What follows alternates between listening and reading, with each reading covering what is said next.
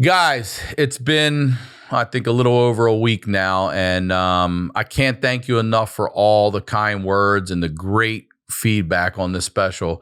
I am going to sit here and pat myself on the back. I went from almost being killed to releasing this special, and it's been a 2.5-year labor of love, and we crushed it. I found every single person to work on this within a single dad budget, living in this expensive ass city of Los Angeles.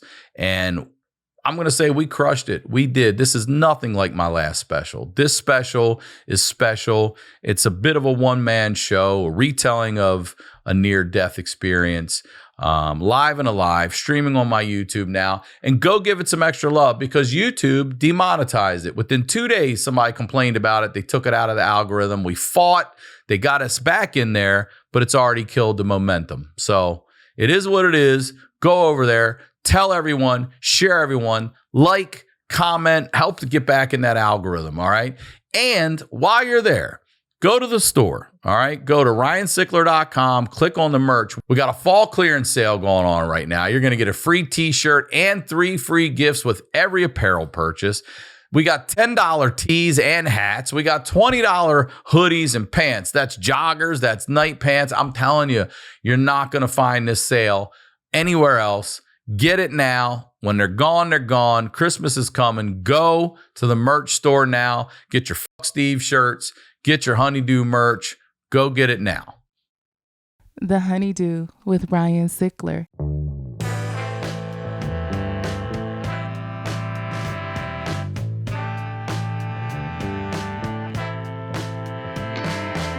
Welcome back to the HoneyDew, y'all. We're over here doing it in the Night Pants Studios. I am Ryan Sickler, ryansickler.com, and Ryan Sickler on all your social media. And I'm starting this one like I start them all by saying thank you. Thank you for watching this show.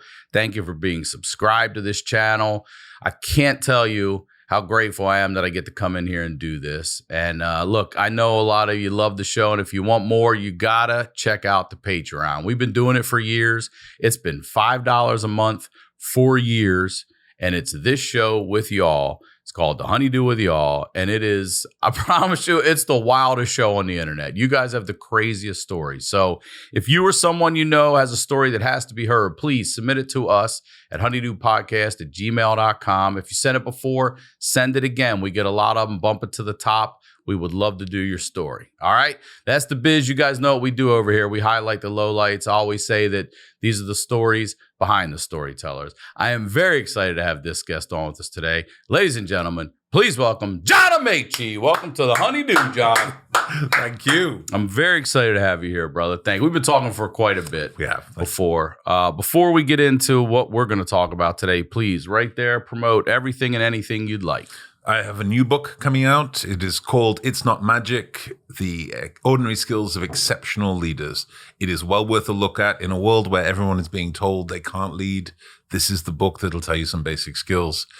Take a look at it. Also, I'm not quite as prolific as you on social media, but I'm on social media on LinkedIn. I think that's the old person social media. But I'm also on Instagram and even TikTok, much to the chagrin of my younger colleagues who think that I'm too old for TikTok. So give me a follow. I don't think, look, I'm not on TikTok. I have one of my producers does my TikTok, but we're not too old to be on it. You got to be on it. That's where it is today. I agree. If the audience is there, that's where you got to go. Who says there's an age for it? Now, do we need to be TikTok dancing and doing the trends? Nah. I guarantee we are too old for that. I guarantee you there will be no TikTok. We are too old my for back that. cannot take that. So there's a lot I want to talk to you about. You're a very interesting man. You're a former NBA player. Mm-hmm. You're a current psychologist, correct? Yep. What else? Tell us what else. Author, obviously author, published author. Nerd, geek. All right. Yeah, I mean. Let's go back to the beginning. Yeah. Now, where are you originally from? Tell us quickly, just give us a little. So I am from a place called Stockport. It's near Manchester. People know that mostly from Manchester United. Mm-hmm. I grew up with my 2 sisters and my mum. She took care of us. She was a doctor, a GP in Stockport. I had an amazing childhood, despite the fact that, some people I think having a single parent is inherently problematic. I need to be clear, I wasn't one of those rags to riches things. My mum was a doctor. Although we weren't rich, I never was left wanting. So I had a pretty good start in life. Well, a lot of people have a good start in life and then they fuck it up for themselves. So good for it. I've done that too. I've done that too. Well, you came pretty quickly with the single parent. So is dad never in the picture? Is he like just no? And can I ask you, do you all three siblings same dad? Yes. Okay. So who's the oldest? So I'm the oldest. Okay. And then I've got two sisters, one who lives here in Los Angeles, works in the film industry, and the other who lives in the UK, in Manchester still. And when does dad split? Very early. So we left. We were all in Boston because my mum was working in Boston at the time. And we left when I was 3.5, something like that. I have very few memories of it at all. Most of the memories of my father are when he decided he wanted to reclaim his children. When was that? This was probably 6 through 11. So very much in the early years. And every once in a while we would be shipped off to him? To stay with what we call our aunties, but they were just friends of my mum's. And we'd end up staying with them for a couple of days. And that was because he was coming. He was coming to talk to her. And so she would have those talks. I see. He's coming to have a talk with mom about, hey, I want to get back in on this. And mom's like, let me get the kids over here while he and I have that. I see. Okay. I spent lots of my primary school years, that's like through 11, not being able to leave past the end of the road because it was always this nebulous fear that my father would be in the country. Look at that. You guys have like a restraining order. You guys can't go certain far. I did it once. I took my bike and I just went with the local kids and we drove out. I was out for a couple hours, 3 hours. I came back to the police. Really? So that's how serious my mother was about it. So he was local enough that he was not local. Found. He wasn't. No, we didn't know if he was in America or he was in England or if he was in Nigeria, but and that was part of the danger. We just didn't know where he was. And was mom worried that he was going to take you? Is that what she was worried? That's what his visits to negotiate were always about. I see. And really? Yeah. Not just, I live down the street, I want a co-parent. Oh, no. I want my kids. He didn't want a co-parent. He just wanted us as accessories, I think. One of those parents who doesn't realize that you've got to invest in your kids. You can't just own them. And are you on team mom for this? Oh, yeah. During 100%. it, you're not 100%. like, I want that. Okay. Oh, no. There's right. no part of it. All three of you are like, we know what's up. Okay. Yeah, we left in the night for a reason. Mm-hmm. And we didn't know what that reason. I was the only one probably old enough to remember it. But there was zero chance that I was going to say, oh, yeah, let's find out about this man. Okay. So now you're in an all-female household, single mom, 2 sisters. Where in London? No, we were in Manchester still. Okay, then. in Manchester still. Yeah. And how old are you now?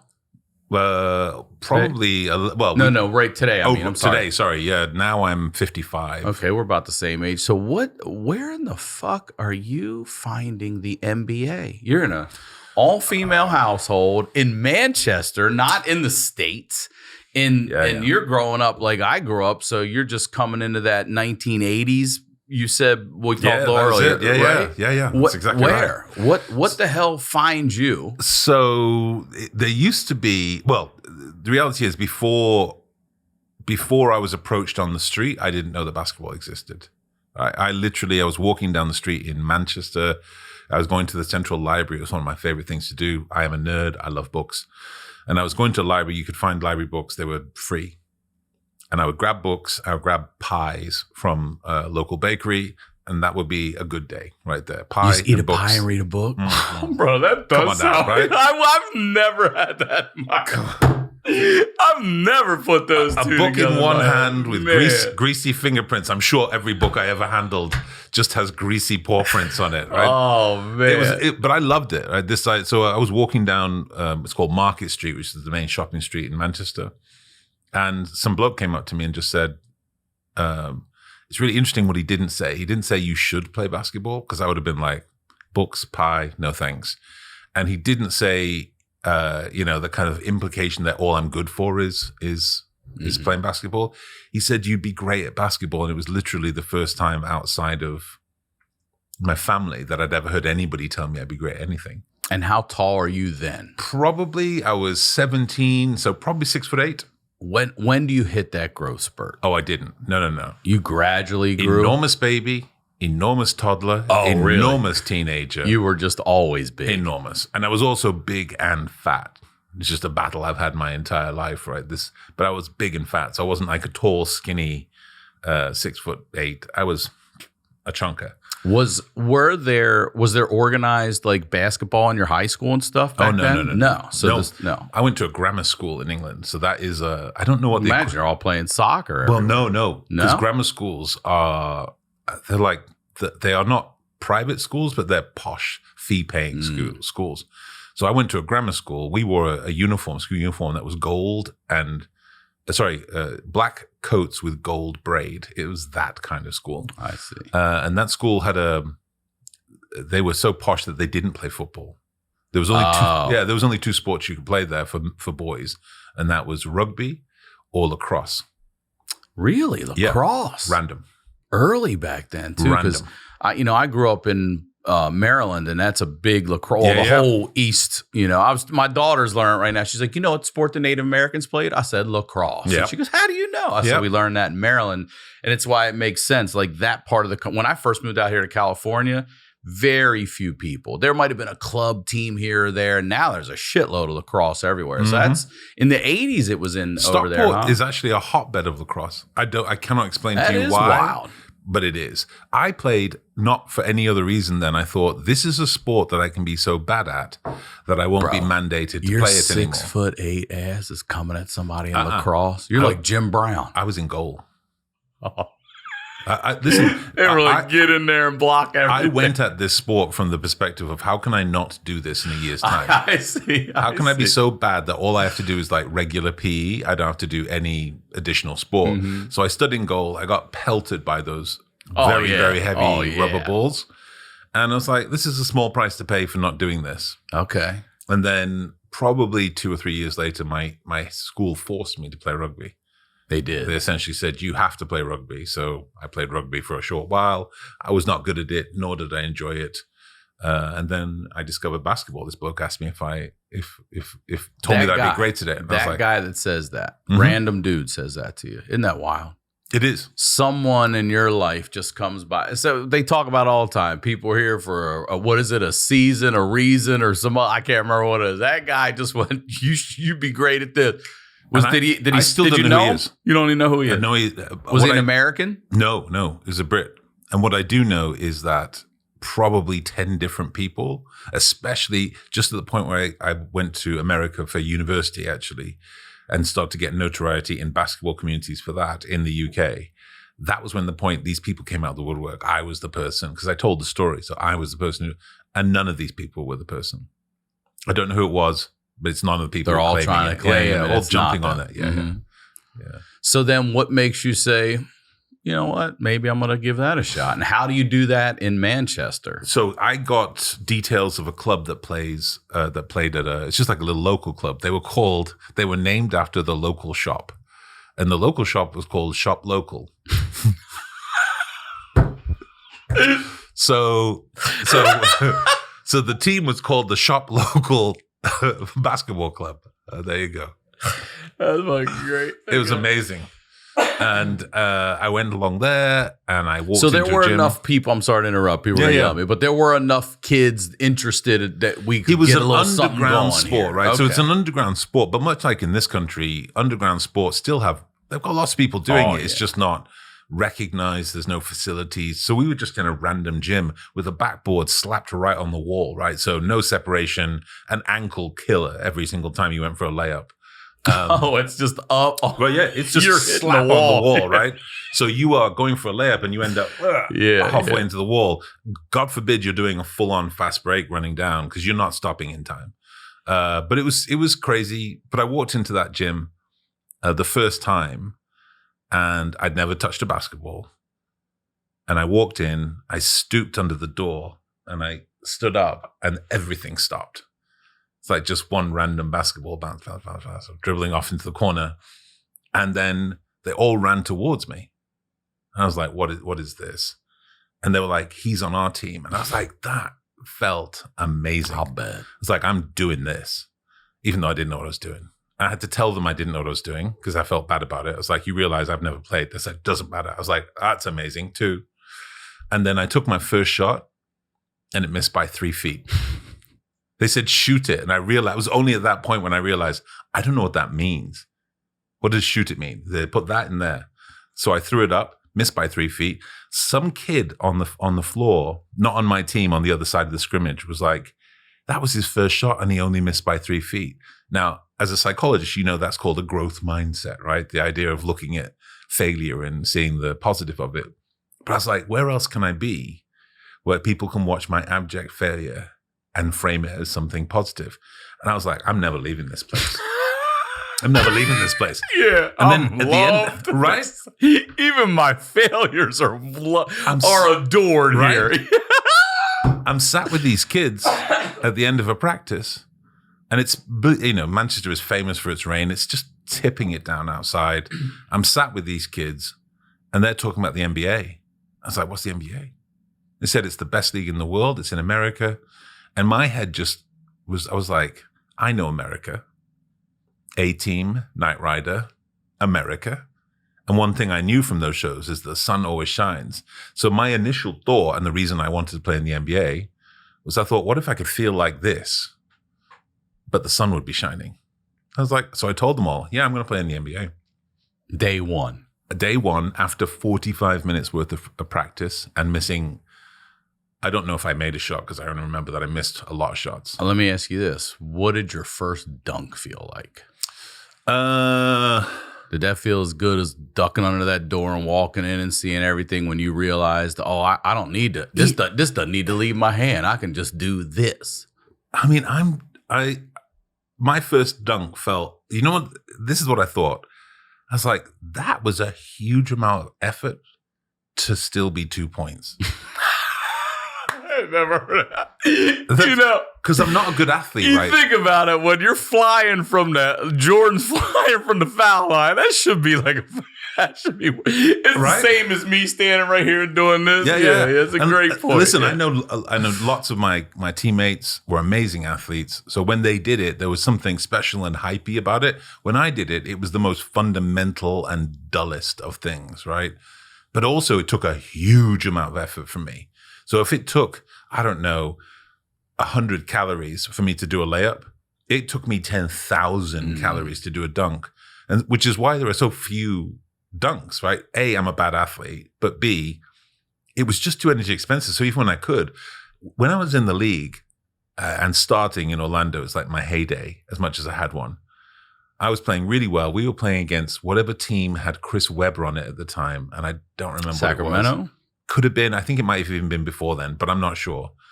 And I, the previous game, had done a reverse, like under the basket dunk that had literally made my teammates' jaws drop, and I didn't know either. I couldn't explain how it happened. But I tried it again that next game, and I got fouled, but I missed the dunk. And my teammates come up to me and they were like, no, you don't dunk. I had it was in the nicest possible way. They were just like, come on, John, that's not you. And they're right. I lay the ball up. That's what I do. We had a game where a new player had joined the team just before the trade deadline. And Anthony, I think his name was. And we were on the fast break and he threw up an alley-oop for me. I have never, ever caught an alley-oop. That's your first one? No. That was not my first one. No. The ball sailed up and luckily one of the opponents tipped it.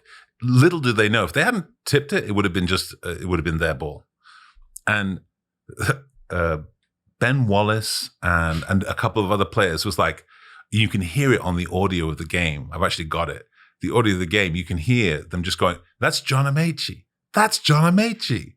As in, you don't throw an alley-oop. And they're right. You don't throw an alley-oop to me. It's not my thing. It's not going to happen. Oh, I have so many questions for you. Okay, so is mom supportive of this?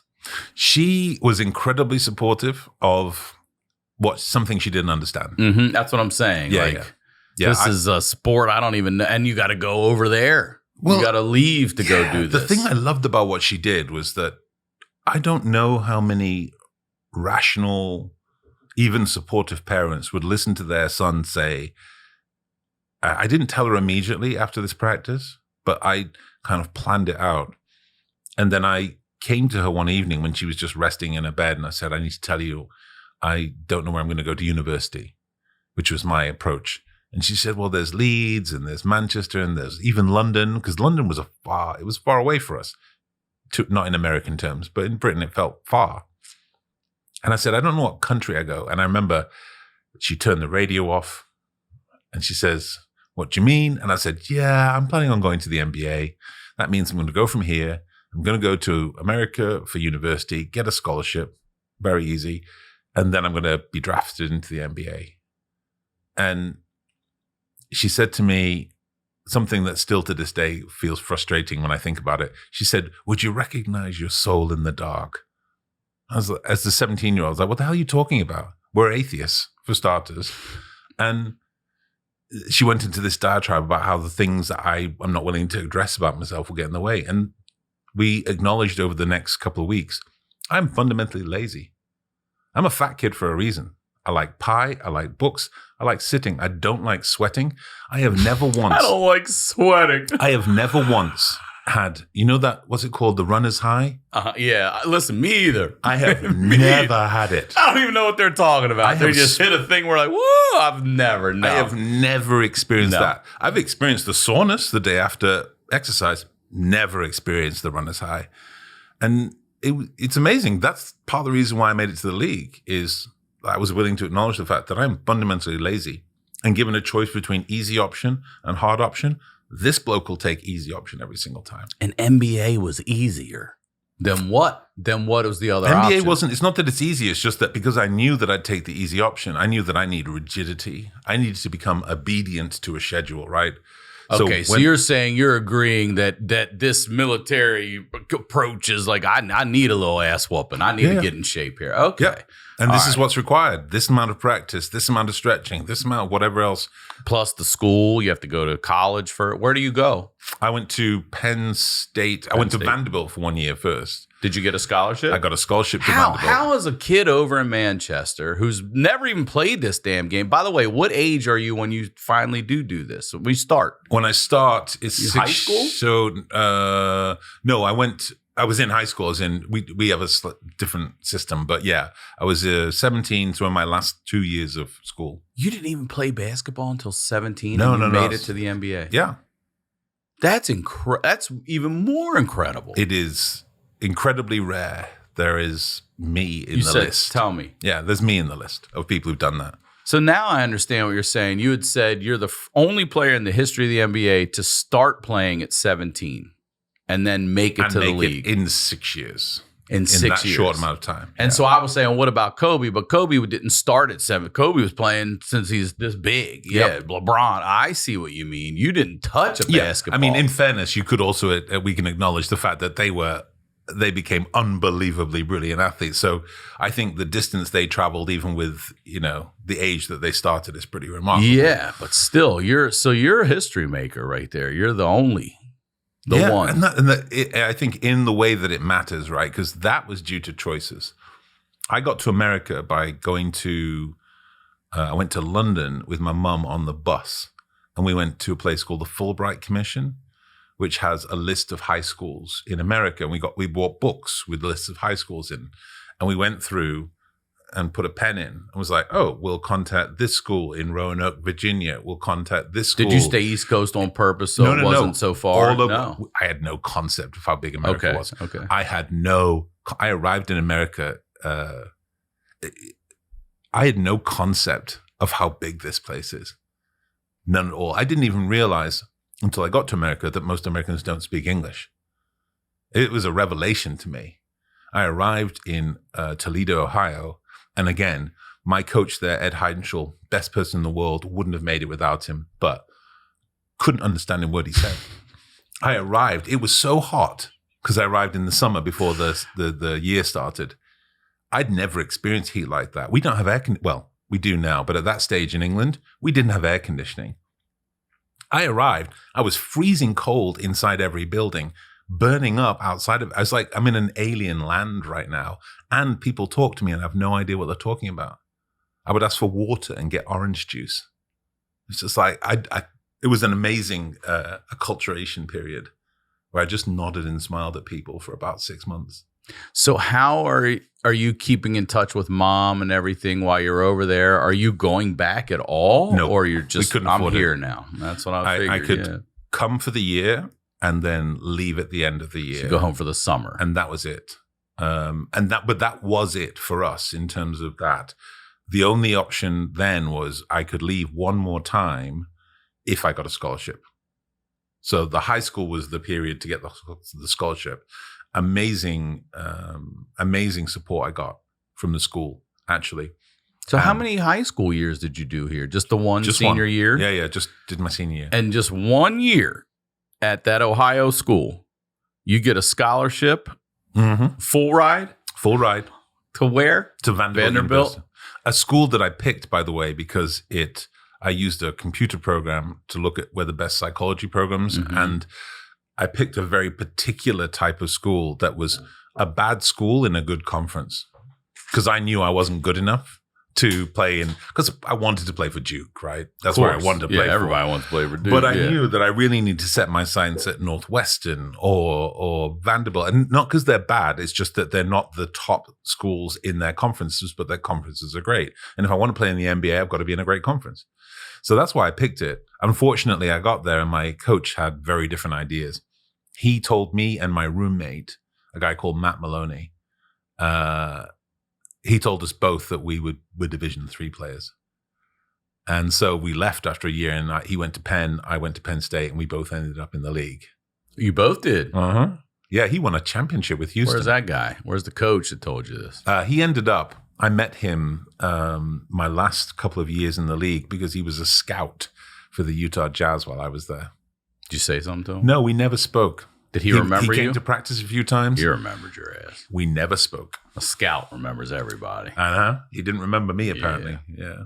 I chose Function because it's the only health platform that gives me data most people never get and the insights to start doing something about it. Inside Function, you get access to test over 100 plus biomarkers, from hormones to toxins to markers of heart health, inflammation, and stress. For an additional fee, you can also access MRI and chest CT scans, all tracked in one secure place over time. It's a near 360 view to better see what's happening in your body. Lab visits are fast and convenient at all 2,000 plus locations across the US, and all results are tracked over time in one secure place so you see how your health evolves. And Function doesn't push supplements or pharmaceuticals. It's just powerful, unbiased data designed to help you own your health. I told you guys, I've just been going through all this health stuff right now. I've used Function. I did a CT scan. I did chest scans. I did a cardioangiogram. I did all kinds of blood work and everything, biomarkers, all that stuff, trying to figure out what's going on inside me so I can get ahead of it and stay healthy. All right. So learn more and join using my link. Function is a near 360 view to see what's happening in your body, and my first 1,000 followers get a $100 credit toward their membership. Visit www.functionhealth.com/honeydew or use gift code honeydew100 at sign up to own your health. This episode of The Honeydew is brought to you by Booking.com. I've got to say that if you're looking to grow your vacation rental business, this is the place to be. Booking.com is one of the most downloaded travel apps in the world, and for good reason. Since 2010, they've helped over 1.8 billion vacation rental guests find places to stay. That's billion with a B. But here's the thing. Most vacation rental hosts don't even know they can list their properties on Booking.com. So if you're not on that platform, your rental is basically invisible to millions of Booking.com travelers worldwide. After all, you can't book what you can't see. But once you start listing on Booking.com, your property gets seen by a massive global audience of unique travelers, and that means more visibility, more bookings, and more opportunity to accelerate the growth of your rental business. And it couldn't be any easier. You can register your property in as little as 15 minutes, and nearly half of hosts get their first booking within a week. So, if your vacation rental isn't listed on Booking.com, it could be invisible to millions of travelers searching the platform. Don't miss out on consistent bookings and global reach. Head over to Booking.com and start your listing today. Get seen, get booked on Booking.com. Guys, Brunt is back.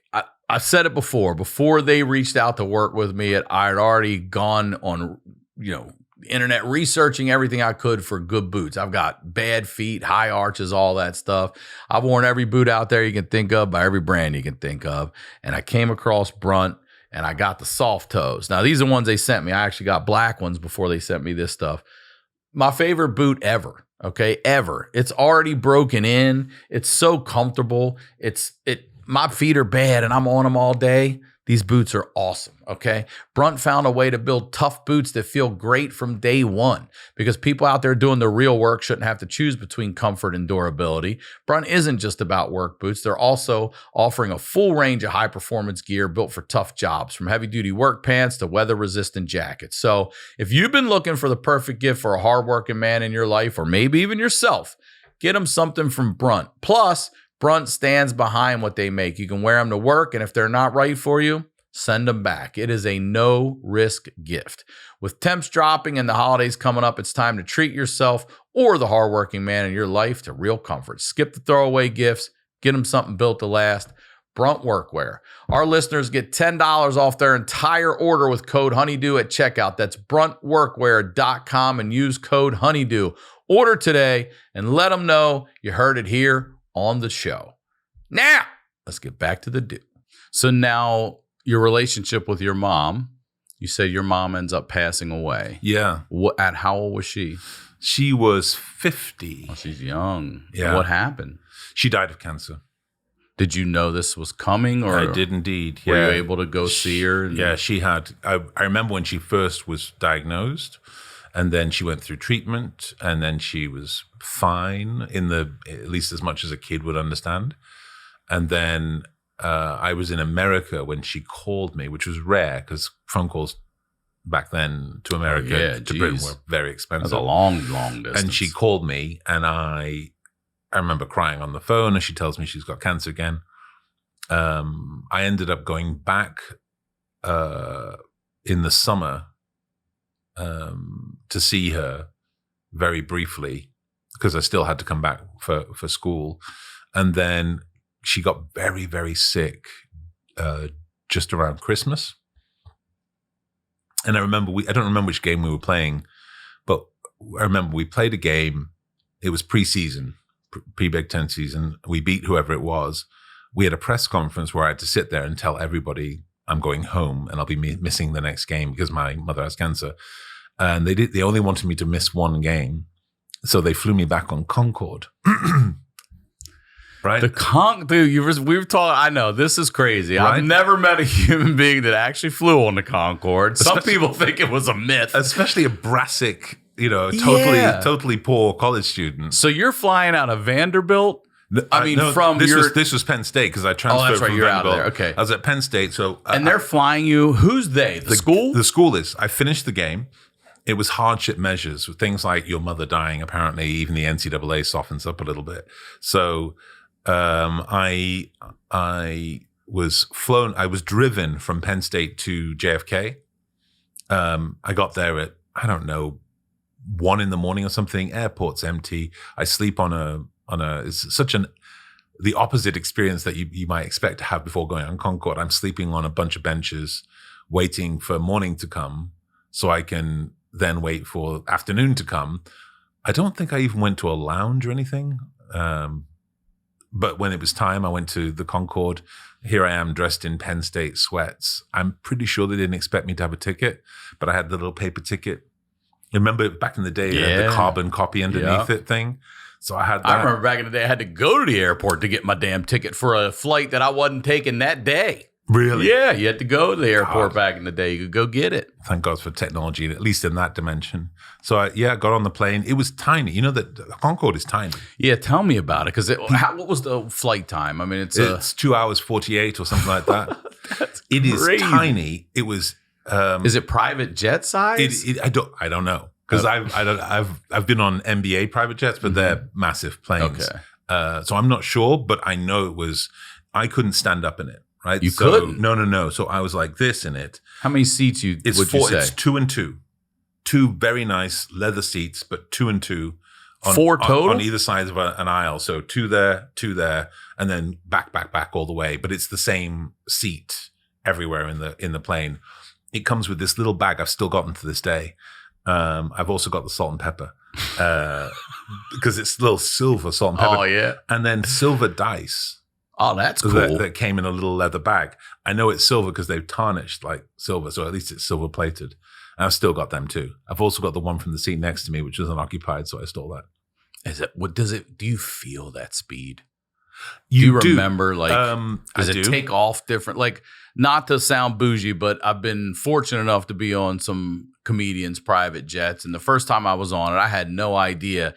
It doesn't grab. This son of a bitch just, it went up. And I was like, holy shit. Exactly we're right. not, and we're banking like this. We're not taking a slow, gradual turn with 300 souls on board. It was, man, I was like, whoa. There is in the cabin a Mach counter so that you can see the speed that the plane is going. But the pilot came on the intercom after we'd taken off and said, that pilot voice that all of them have, and just want to let you know that we're about to move into our cruising speed. You might feel a little push, just like that. I'll never forget it. And so I sit back, and it's not a little push. It's like a kick.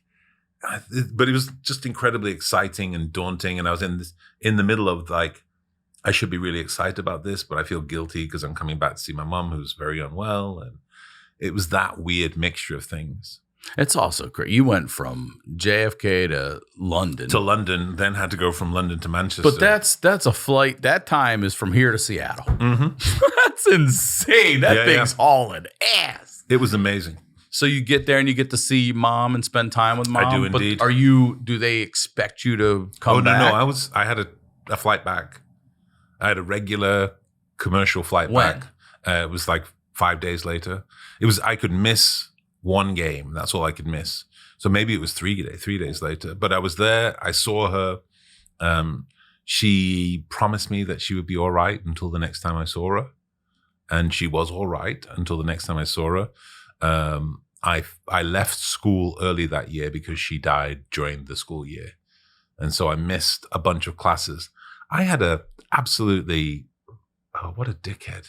I can't remember his name. I wish I could because I'd like to shame him. He was a teacher who did the exercise science stuff. And, you've got to take baseball or one of these classes, right? And I took something like that, baseball, something like that. And I missed that class. Every other class I had that I missed gave me a grade based on how I'd been doing in the class. Up to that point, sure. And most of them I was a 4-point student. I was a student, right? So I wasn't a bad student. He failed me that class. It's the only, Failed? Yeah. It's the only class that I failed in college was the class that he failed because I failed to show up because I was at home with my mother who was dying and died actually during that school year. Did you get to see her? I got to see her for 2 days before she died. Yeah. You did? Did she know at that point it was coming? Was it there? Yeah, I mean, it's one of the sad parts about that particular type of cancer, and also at that time where the treatments weren't as advanced, your body deteriorates a remarkable amount. What kind of cancer did she have? She had breast cancer. Breast cancer. Yeah. So the last part that kind of holds on is your mind, and she was, because she is a solution-focused kind of amazing mom, was making sure that we're all settled and set, and that's what she did in the last few days. And how old are you at that point when she passes? And you're I was 20s, a early junior. 20s? That was the end of my junior year at Penn State, which was 1992, 93? 93 probably. So that would make me 22 years old, something like that. So now mom's gone. Yep. You're on your own in the States. I hear you. Yeah. But you got teammates. You at least have some teammates. That's nice. High school coach, still in touch, still really supportive. Bruce Parkhill, my head coach, who was a man I considered a stoic, right? The only emotion he showed was rage when we messed up. And he was unbelievably supportive, properly compassionate, something I did not expect from him, but was amazing. Yeah, the Penn State family, for all the struggles that Penn State has had since, they took care of me. So now you're getting drafted into the NBA. Oh, hell no. No. You're not getting drafted. So how do you make it to the league out of Penn State? I don't do anything the simple way. I was really disappointed. I wasn't invited to many of the pre-draft camps that you just have to be invited to. I went to Portsmouth, which is the initial pre-draft camp, and I played like shit. I was awful. I wouldn't have drafted me. But after that, I didn't get any notes, any letters, any asked to try out or interview, which is what normally happens. So I sat in Toledo with this family watching the draft. And was that back in the day when we had like 7 rounds? Something like that? I don't know. It was a lot. It was a lot back then. And I was like, maybe I'll go in there. And no, undrafted. So I had to call my agent. We had to talk about what we was going to do. We targeted a couple of places. We picked Cleveland because they were rebuilding. Read shit. And maybe somebody like me could end up on that squad. So I got into about $30,000 dollars worth of debt by finding a trainer in Phoenix. So I moved to Phoenix. I had a little 1-bedroom efficiency and paid for this trainer, who was my trainer for the rest of my summers then. He was amazing. In order to then get ready for the preseason and the summer camps and the preseason camps. And that's what I did. I went to preseason camp with Cleveland, played really well. It's brutal, man. It was brutal. You know how you realize that you weren't going to be staying? The trainer, one of the random trainers or ball boys, would come in the locker room while you're all getting changed, and all the lockers have lovely brass things for the actual players, but they put your name up on tape, like that painter's tape. Yeah. And so they write your name on painter's tape on there, and so you'd see them come in with a clipboard as you're trying to put your shoes on, and you'd be watching them as they'd come up to a locker, and they'd be like, you'd be sat in it. No, and they're just pulling a tape above your head. That's ice cold, dude. That is brutal. While you're tying your shoe. That's a hell of a way to be cut, man. Shit, that is cutthroat. I remember sitting next to the guy's standing in front of me with the thingy, and he's looking up, and then he's looking up, and he goes, and I was like, oh my God. And it's the worst feeling because you feel joy and relief. I was gonna say, and the best, yeah. Even as you know, the person next to you is devastated. I was next to this Egyptian guy actually, who'd been come all the way and was trying to find his way into the league and cut. Yeah, it was brutal. But that was the team that I ended up starting at the beginning of the year. Cleveland. Yeah. So good for you. What made you say, no, I am going to fucking invest in this and do this? What's telling you, all right, I didn't get drafted. I played like shit. What's telling you keep going? Too many sacrifices.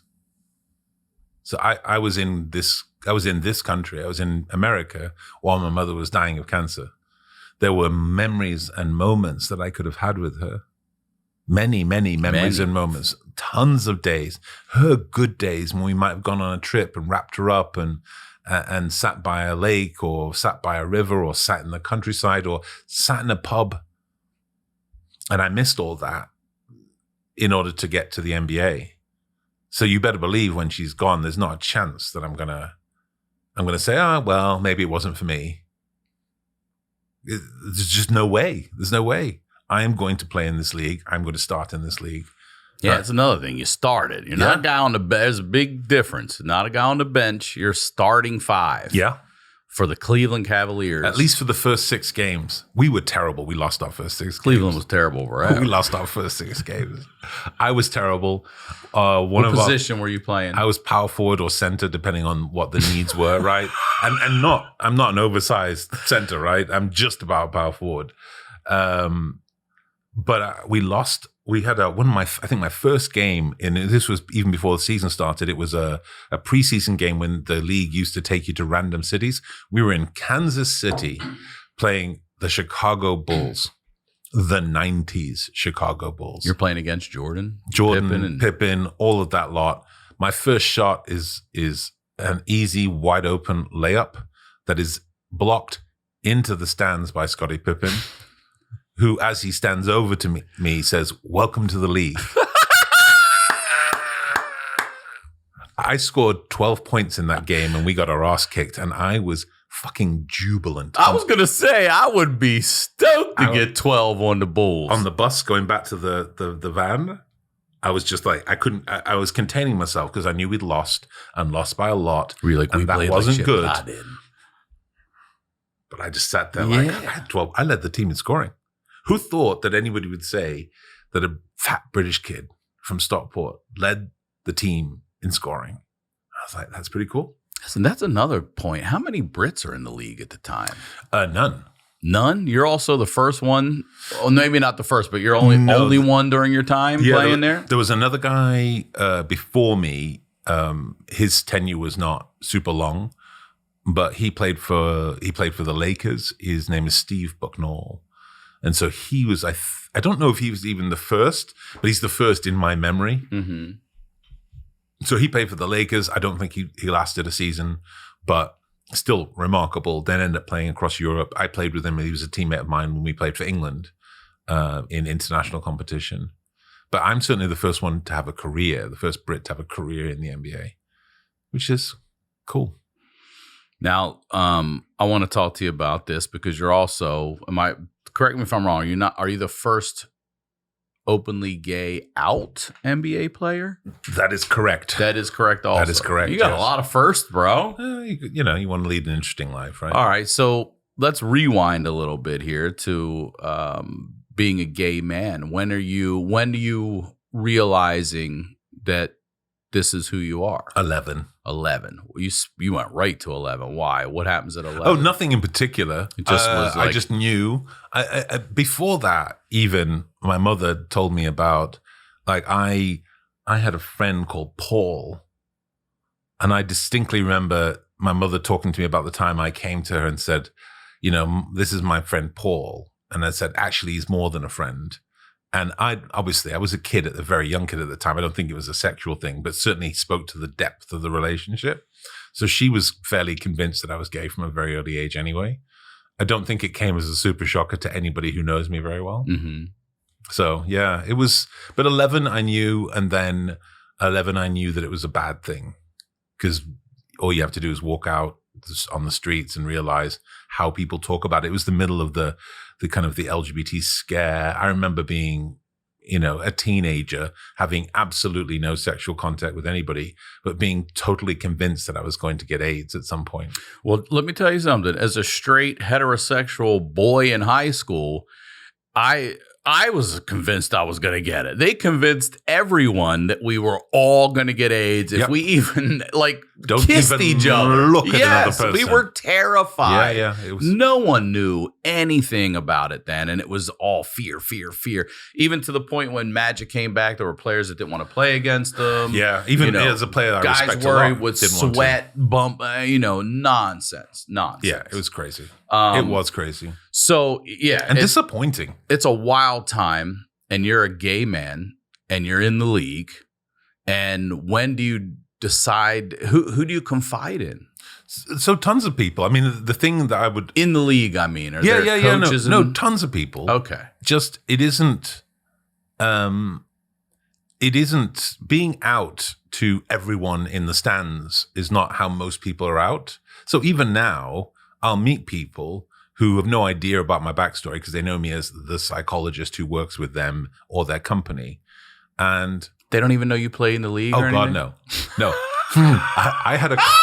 That's wild, really? I had a client the other day who's the CEO of a very, very large company in Europe. So just enormous, right? On par with some of the tech companies over here. And he came up to me and said, "Why didn't you tell me?" I said, "Why didn't I tell you what? I'm very transparent with you about everything that's going on in the organization." He said, "No, I just found out you played in the league." I was like, "Yeah, I didn't think it was relevant, so I didn't tell you." And that's really common from my experience now. Lots of people have no idea I played because I'm of an age. Don't forget, I played in the league before the kind of social media age too. Yeah. So there was no magnification in the UK. If you were a big fan of the NBA, you might have known that I played.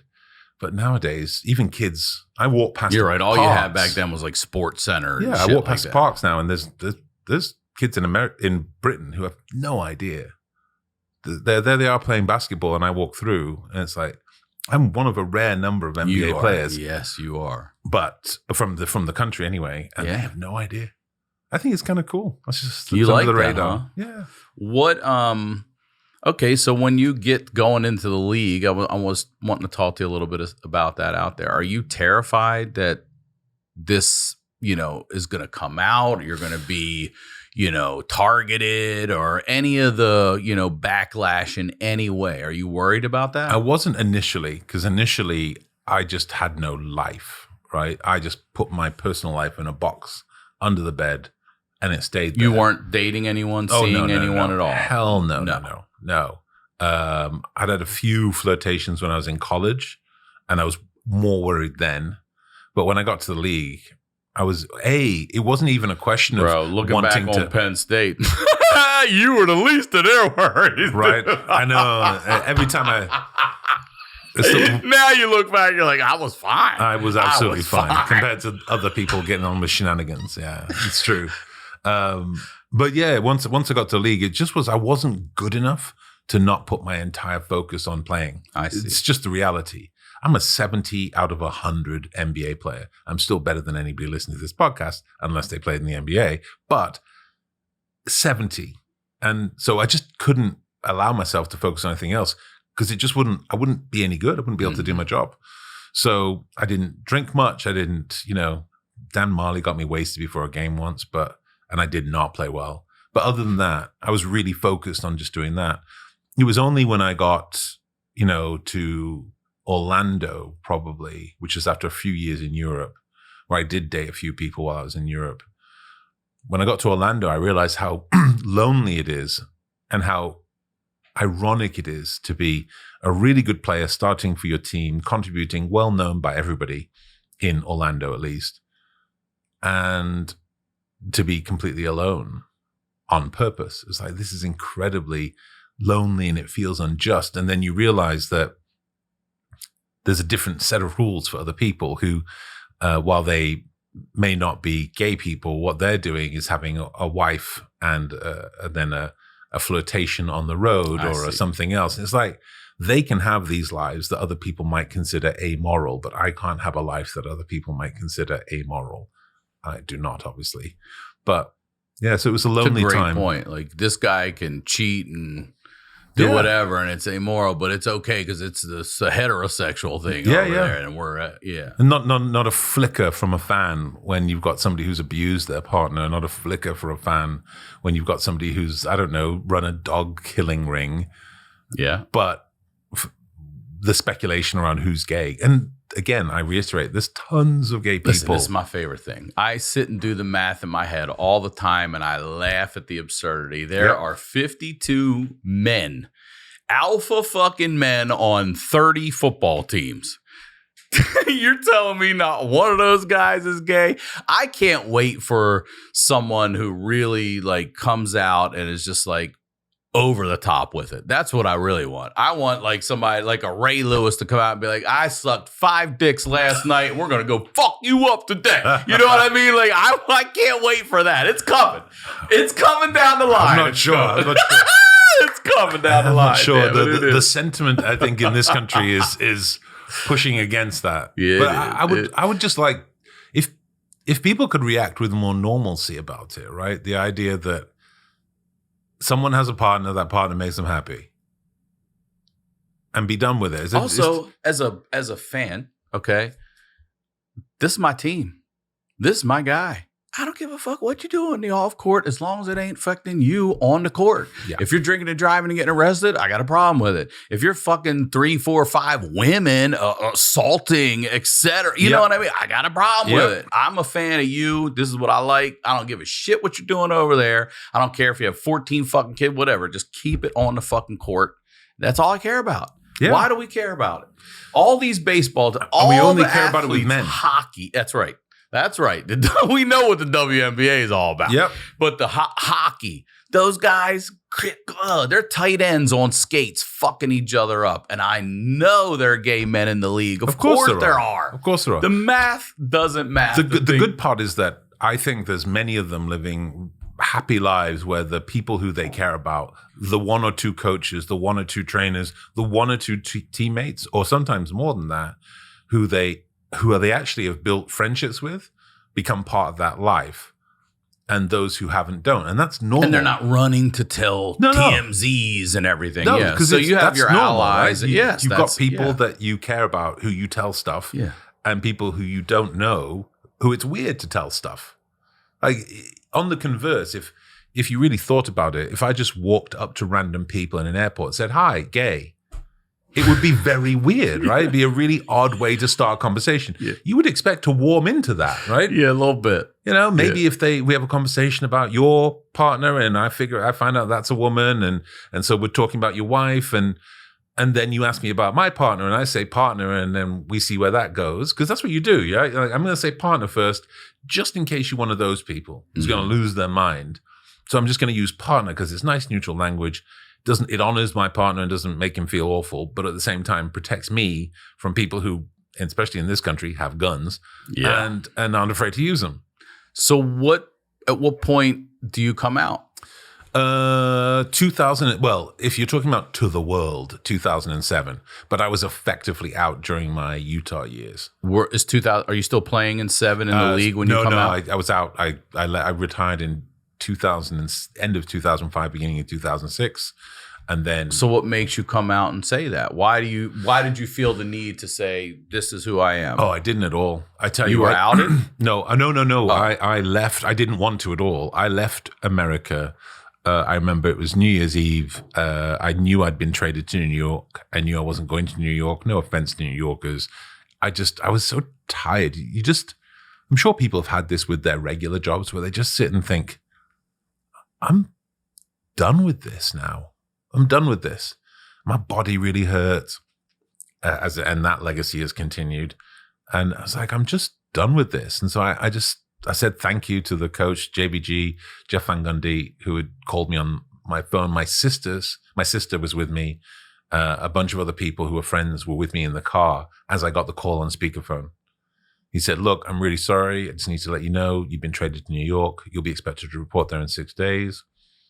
And he said, "I really appreciate what you've done with the team. You haven't played an awful lot, but you've been brilliant in the locker room." I was like, "Thank you. Really appreciate that." We just sat there in silence as I drove along in Houston. And I was like, I'm done. So I retired, finished up, came back to England almost immediately. And I was like, great, I'm done with America. I'm done with that. I'm just going to do my own thing here. And then I went to Manchester Pride and I saw the Grand Marshal, Ian McKellen, in the back of a pink Cadillac driving through the streets. And I was watching from a distance and I could see this kid in Manchester Cathedral Gardens, like poking his head up behind a tombstone to watch this. So to my assumption, a queer kid, not out. Here he is watching. And then Ian McKellen's doing the wavy, and he waves in our general direction. And this kid rises up and waves with both his hands before seeing me and then jetting off. I was like, how cool is that? Imagine having that. I mean, I know I'm not Ian McKellen standard of celebrity, right? But imagine if there's somebody who could relate to me more easily than they might relate to Ian McKellen for any number of reasons. Well, yeah. And I thought, well, okay. You're also, what if you're, a big man? When you look at a 6'8" man, most people probably think that's a heterosexual man. He's a big man. He's a manly man. I can roundly assure you they do. I'm sure of it. So I would imagine that, Ian McKellen over there as a little tiny dude, isn't you? He's an actor. He's tiny. That's right. There's a lot of men, big, gay, strong ass men that probably really did benefit from you doing this. Yeah. Yeah. I like to think so. And again, I know my perspective is it's not about quantity, because I always think about that kid if there's just one.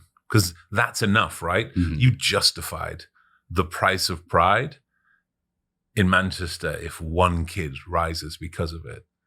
I think there's a lot to that. And so I know there must be one, and that's all I need to know. So then after all this, how does your being gay get into the media and stuff like that? So then I decided that if I was going to do this, what I needed to do is have everything in one place.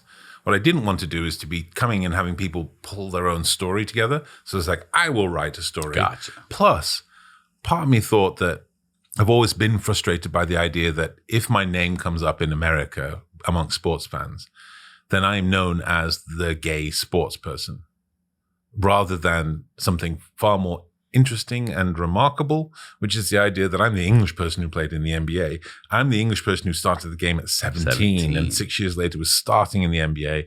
That is erased by the fact that I happen to be gay. Not something I've had to work on, by the way. And so there's Dog. She's coming in. But that's what I wanted to kind of capture, if I could, the idea that your idea of my story is too small.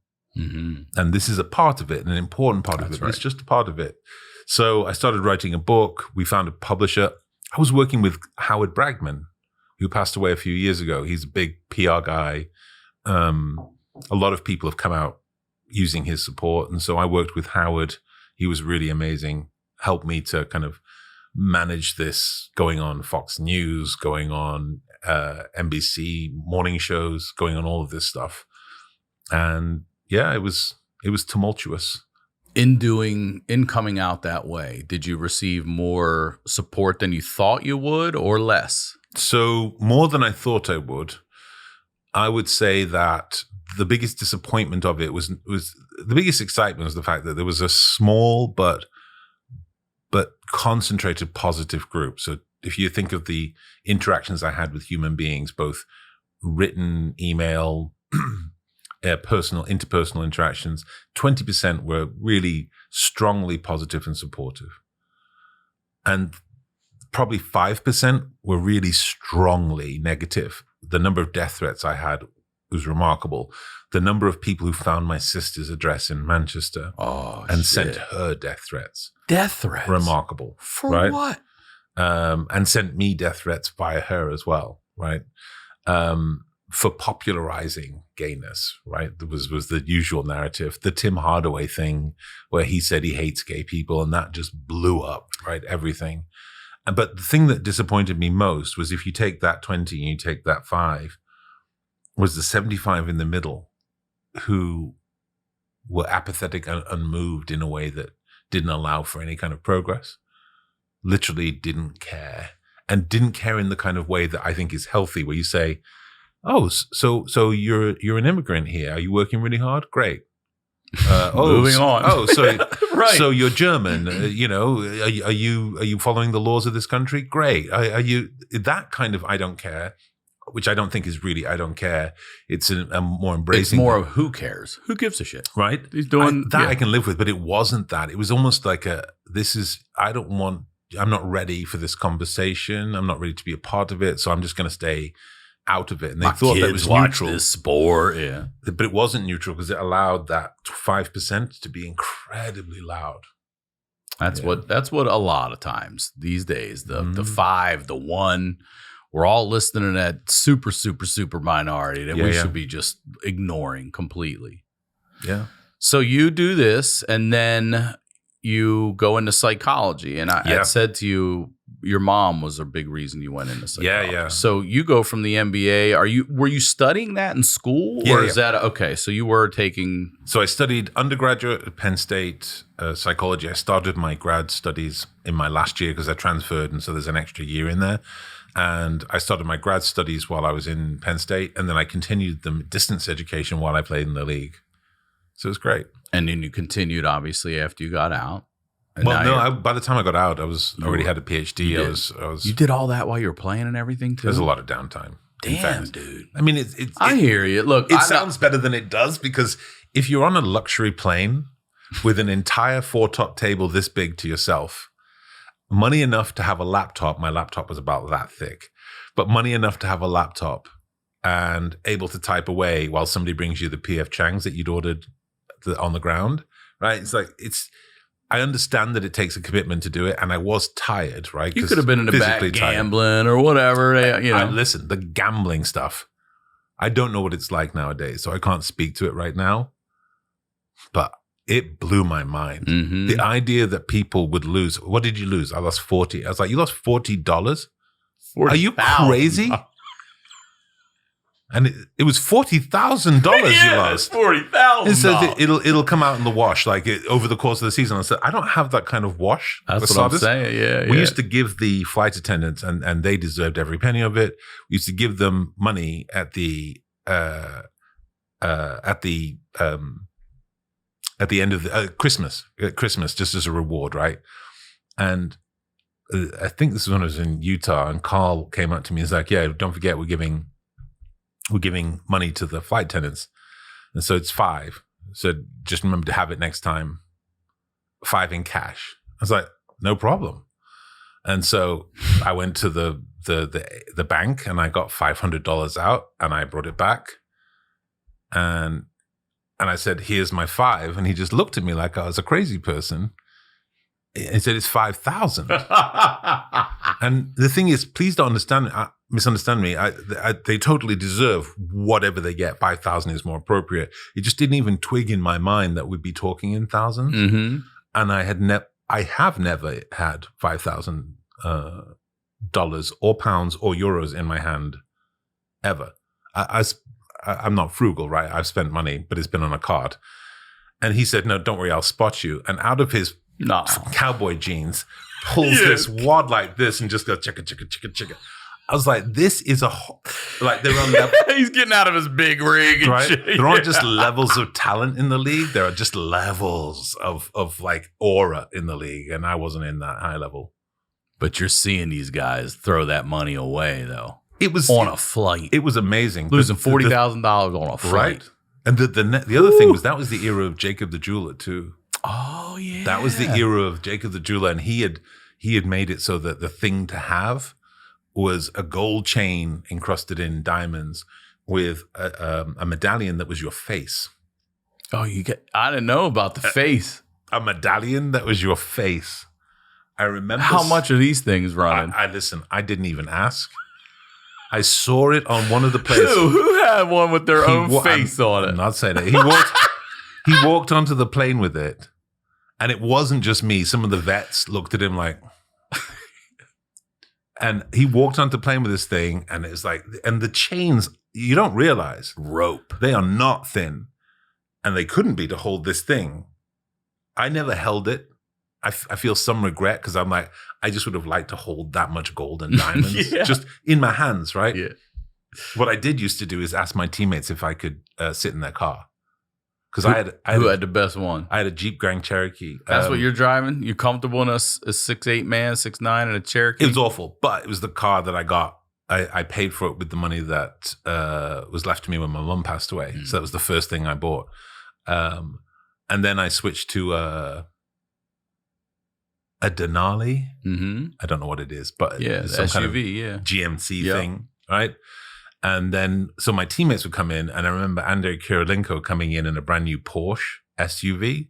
I was like, that thing is special. Can I sit in your car? So I sat in his car before a game, and what was his name? He was the guard. He was utterly brilliant. The guard who was with Houston. I can't remember his name. Cassell? No, no. Amazing point guard. Brilliant. Anyway, he drove in with a Rolls Royce. It was the first Rolls Royce I'd ever seen in my life. First Rolls Royce. Suicide doors opens. I was like, that's amazing. Hand stitched. Yeah. Can I sit in it? He was like, no. No, he said no. I've only just got this. The only ass that's going to be in this is mine. That's fair. Said you can touch the carpets. So I touched the lamb carpets. It was amazing, I tell you. So how has being a psychologist helped you? And how has it helped you help others? You know, you've gone through quite a bit. You're a history maker all the way through. How's that helped you? I often think that the skills I have now would have been really useful if I had them while I played. because I don't know that I was as mentally strong as I could have been. Maybe I'd have played more years in the league. Maybe I would have had better success in places I found really difficult, like Utah. How many years did you get total? 6. 6. Yeah. And so maybe it would have been better. The thing I love is that now I was always pretty average as an NBA player. I'm an all-star at this. It sounds really arrogant, but I'm good at this. Yeah. This is something I've worked hard at and I'm good at. And the really fun part is it's much easier for me to be good at this.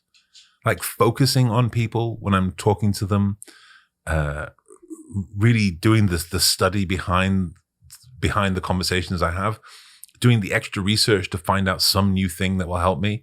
That stuff is like second nature to me.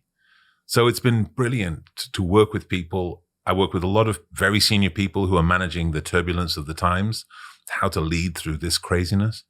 I work with a lot of people who are transitioning. They're very talented and they're about to make that next big step to become partners in large organizations or very senior people or set out on their own as entrepreneurs. It's really cool. It requires that I learn a ton about industries I never knew about. Who knew I would know stuff about like the construction industry or, even high finance and PE and stuff like that. So this is my all-star job. Yeah, I love hearing that. You're an amazing man, John. Good for you, dude. Thank you for doing this. That's a pleasure. It's been a pleasure to have you here. Before I let you go and we promote one more time, I want to know advice you'd give to 16-year-old John. I think this is for every kid, but love your body, man.